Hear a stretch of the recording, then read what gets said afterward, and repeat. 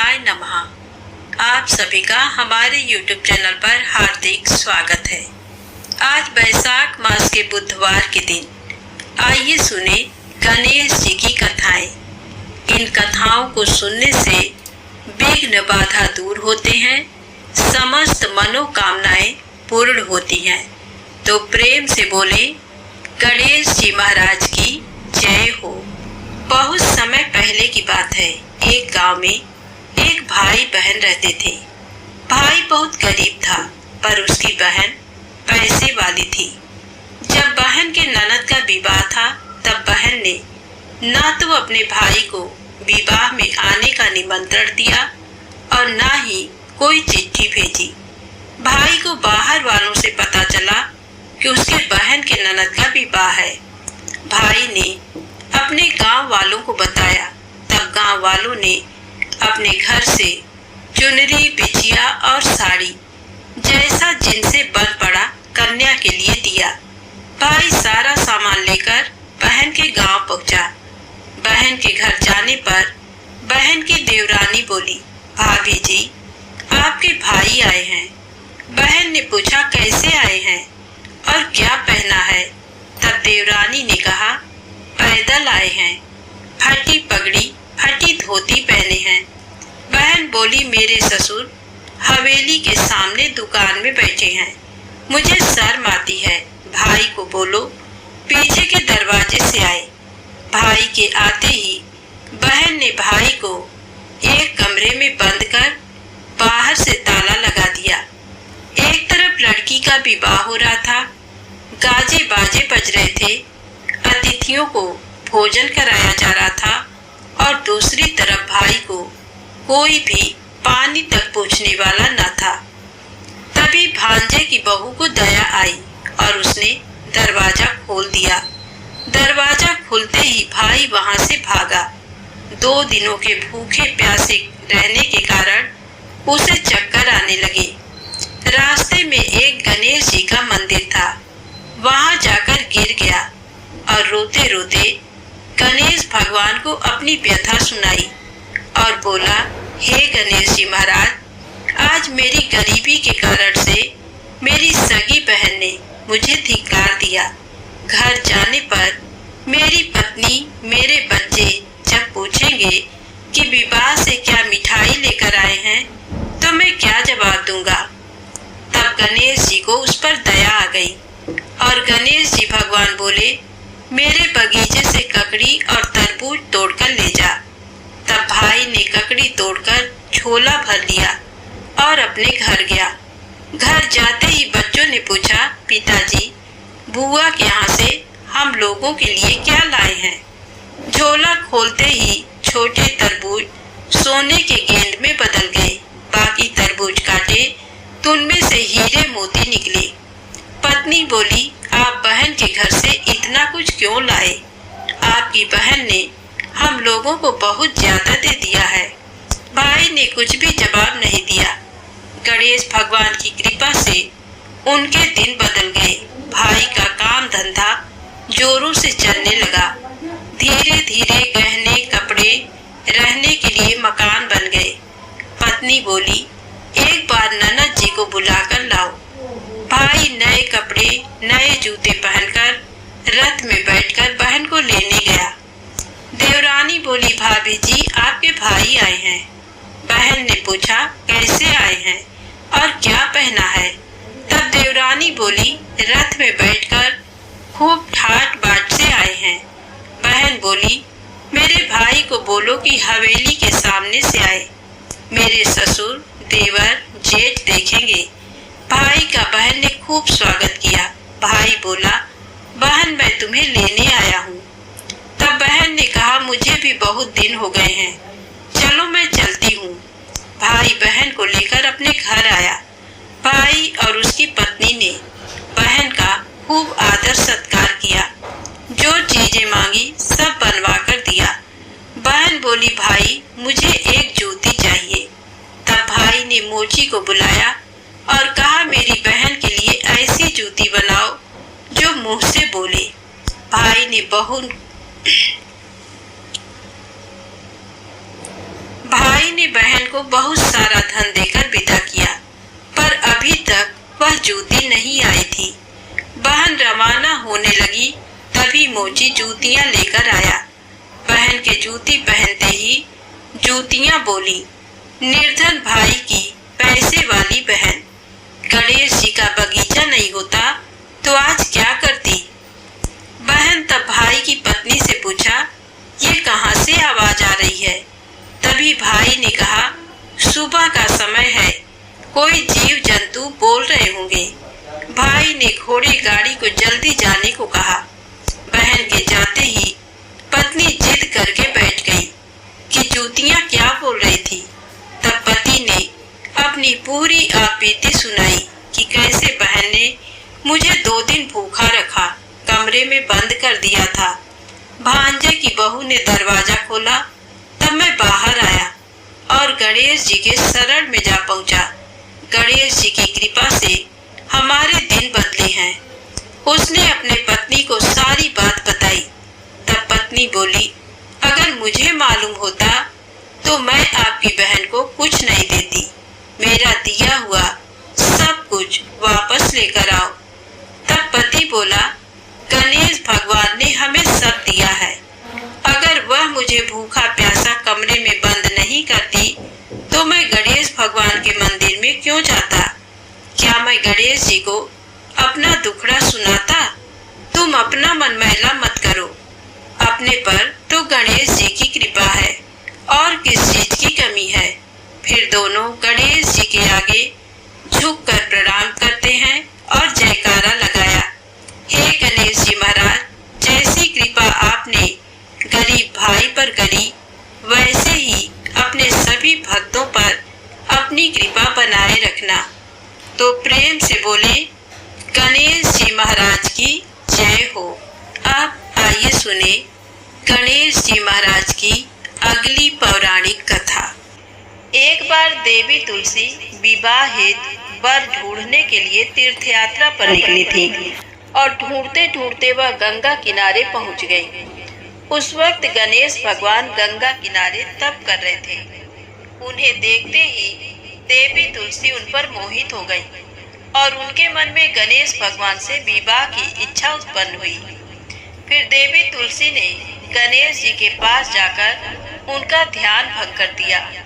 आंखें खोलने के बाद गणेश भगवान के सामने देवी तुलसी खड़ी थी, लेकिन सामने एक स्त्री है, इसलिए अपने क्रोध को नियंत्रण में रखकर गणेश भगवान ने पूछा, आप कौन है देवी और मेरा ध्यान भंग करने का क्या कारण है। जवाब में देवी तुलसी ने अपने परिचय के साथ गणेश जी से विवाह की बात कर ली। उत्तर में गणेश जी बोले, देवी मैं ब्रह्मचारी हूँ, उस वजह से मैं विवाह नहीं कर सकता। अपने विवाह प्रस्ताव के लिए ना सुनने के बाद देवी तुलसी क्रोधित हो गई और उन्होंने गणेश जी को श्राप दे दिया कि उनका ब्रह्मचर्य टूटेगा और उनके 2 विवाह होंगे। इस बात पर गणेश भगवान भयंकर क्रोधित हो उठे, क्योंकि एक तो वह स्त्री है, इसीलिए ध्यान भंग करने पर भी गणेश जी ने कुछ नहीं कहा और इतनी विनम्रता से बात करने पर भी उन्हें श्राप दिया गया। फिर गणेश जी ने भी देवी तुलसी को श्राप दिया कि तुम्हारा विवाह शंखचूर्ण नाम के असुर के साथ होगा। एक देवी होकर भी उनका विवाह एक राक्षस से होगा। ये जानकर देवी तुलसी विचलित हो गई और विनायक जी से इस कठोर श्राप से मुक्ति दिलाने की क्षमा याचना करने लगी। फिर गणेश जी को तुलसी देवी पर दया आ गई। वह बोले कि मेरा श्राप तो बदल नहीं सकता, वह तो सच होकर ही रहेगा, लेकिन अगले जन्म में तुम एक पेड़ बनोगी और भगवान महाविष्णु जी को अत्यंत प्रिय होगी। उनकी पूजा में भी तुम्हारा एक महत्वपूर्ण स्थान होगा और कलयुग के इंसानों को तुम मोक्ष का मार्ग दिखाओगी।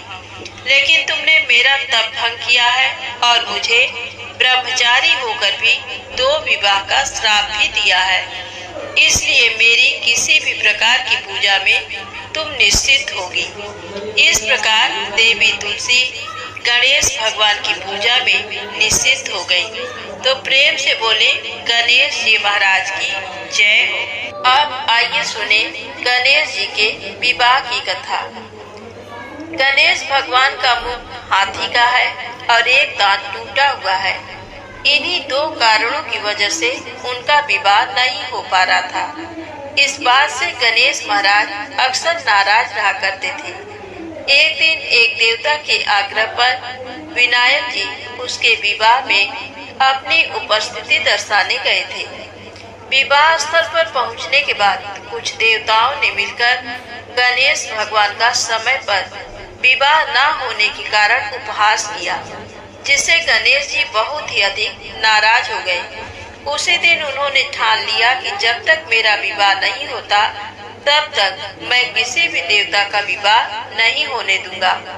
गणेश भगवान के पास विवाह और अन्य संदेश लाने का काम उनके प्रिय वाहन मूषक राज करते थे।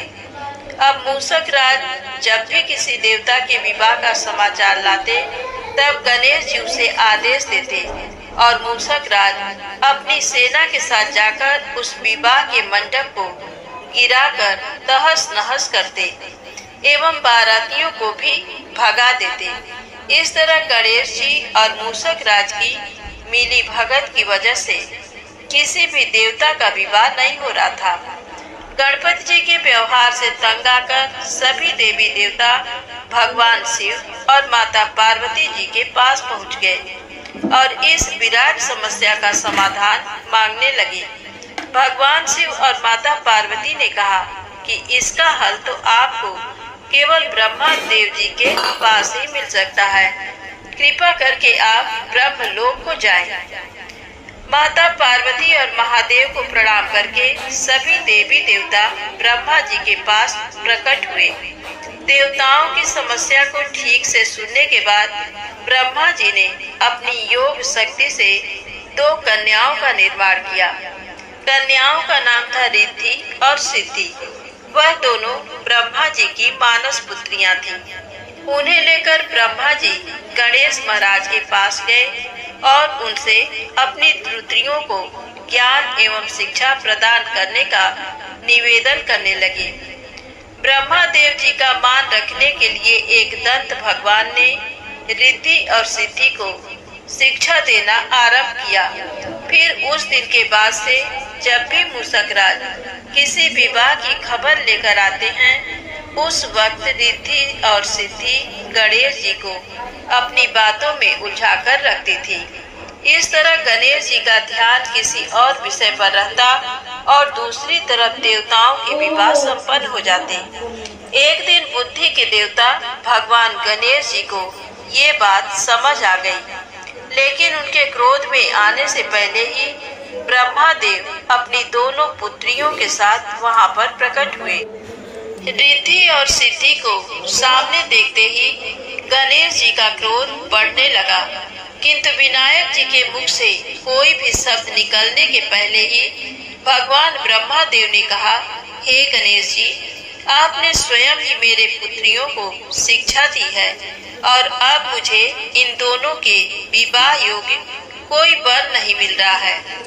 मेरी आपसे विनती है कि आप ही रिद्धि और सिद्धि से विवाह करके मुझे धन्य कीजिए।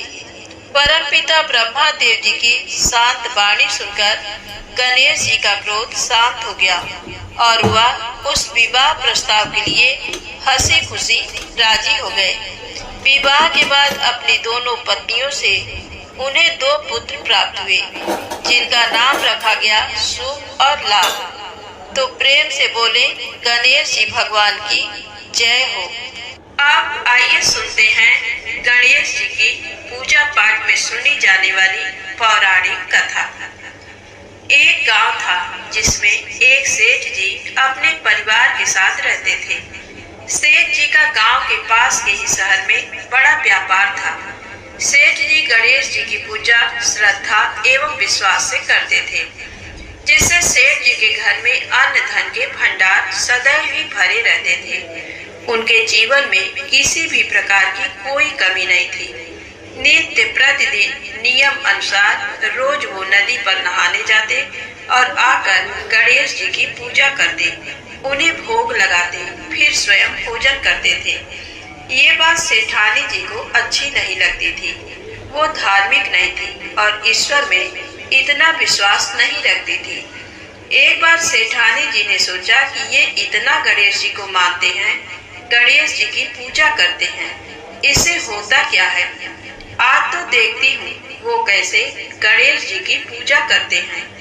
अगले दिन जब सेठ जी नदी पर नहाने जाते हैं तो सेठानी जी गणेश जी की मूर्ति को उठाकर मूर्ति को कपड़े से ढककर बगीचे में जमीन में दबा देती हैं। जब सेठ जी नदी पर से नहाकर घर आते हैं और देखते हैं कि गणेश जी की मूर्ति तो मंदिर में नहीं है, तो वो सेठानी से पूछते हैं, गणेश जी की मूर्ति मंदिर में नहीं है, कहाँ गई? तो सेठानी जी बोलती है, मुझे नहीं मालूम, मूर्ति को घर में बहुत ढूंढते हैं उस दिन, क्योंकि वो गणेश जी को भोग नहीं लगा पाए थे। इसके लिए सेठ जी ने अन्न जल का भी त्याग कर दिया और गणेश जी से प्रार्थना करने लगे कि हे प्रभु, लगता है आप मुझसे रुष्ट हो गए हो और कहीं चले गए हो। आप अपनी कृपा दृष्टि मुझ पर बरसाइए प्रभु, मुझे दर्शन दीजिए। सेठ जी ने मन ही मन सोचा कि अब से जब तक आप मुझे मिल नहीं जाते, मुझे दर्शन नहीं दे देते, तब तक मैं अन्न जल का त्याग करता हूँ। वो दिन पूरा निकल गया। रात्रि में सेठ जी की भक्ति से प्रसन्न होकर गणेश जी भगवान ने स्वप्न में भगवान एक छोटे से चूहे के साथ खेल रहे होते हैं और चूहे को खाने को लड्डू देते हैं। चूहा लड्डू लेकर बगीचे में जाता है और जमीन को खोदता है और लड्डू वहीं डाल देता है। अचानक सेठ जी की नींद खुल जाती है। सेठ जी बगीचे में जाते हैं और वहीं खोदते हैं जहां उन्होंने सपने में देखा था, और वहीं से उनको थोड़ी सी जमीन खोदने पर कपड़े में लिपटे हुए गणेश जी की मूर्ति मिलती है। सेठ जी गणेश जी की मूर्ति की पूजा करके उनको यथास्थान स्थापित करते हैं और सेठानी के पूछने पर सारा वृत्तांत उन्हें सच सच बताते हैं। बात को जानकर सेठानी जी को आश्चर्य होता है और सेठानी जी मन ही मन श्रद्धा एवं विश्वास से गणेश जी भगवान की भक्त बन जाती हैं और सेठ जी से कहती हैं कि मुझसे बड़ा भारी अपराध हो गया है। अब हम दोनों पति पत्नी प्रेम सहित गणेश जी भगवान की आराधना करेंगे एवं उनकी पूजा में कभी कोई कमी नहीं आने देंगे। ये सुनकर सेठ जी अत्यधिक प्रसन्न हो जाते हैं और दोनों पति पत्नी गणेश जी भगवान को धन्यवाद करते हैं